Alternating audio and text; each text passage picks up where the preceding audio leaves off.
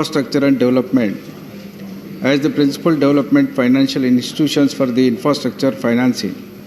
DFI are set up for providing long-term finance for such segments of the economy where the risk involved are behind the acceptable limits of the commercial banks and ordinary financial institutions. Unlike banks, DFI do not accept deposits from the people. The source of funds from the market, government as well as multilateral institutions and are often supported through government guarantees. Sir, initially the central government will own 100% shares of the institution, which may subsequently reduce to 26%, might be 74% through FDI. Financial objectives will be directly, indirectly lend, invest, attract investment for infrastructure projects located entirely or partly in India. Central government will prescribe the sectors to be covered under the infrastructure domain.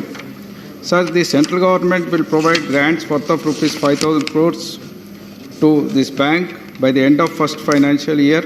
The government will also provide guarantee as a conditional rate of up to 0.1% for borrowings from the multilateral institutions and sovereign wealth funds and other foreign funds. Sir, the bill also provide for any person to set up DFI by applying to RBI.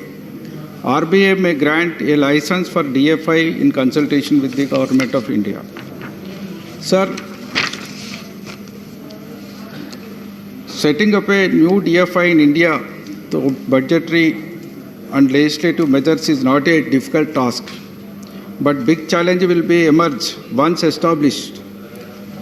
It should ensure that it will be well capitalized and well managed and remain committed to its distinct goal and core values, sir. As our Dr. Jairam Ramesh ji mentioned, there should be some controls on such institutions. I request the Honorable Finance Minister also. It can be amended without any controls from such institutions. It will only on faith if it has to run. It is very difficult in the present Indian conditions. Once again, I request Honorable Finance Minister it is a good initiative they have taken. This is the high time to mobilize resources because Government of India now taking up almost all 900 infrastructure projects in the country. Therefore, it should be effectively maintained. For that, whatever the controls we have to make, please conclude, Dr. Vanda. Thank you. Thank you, Dr. Vanda Prakash ji.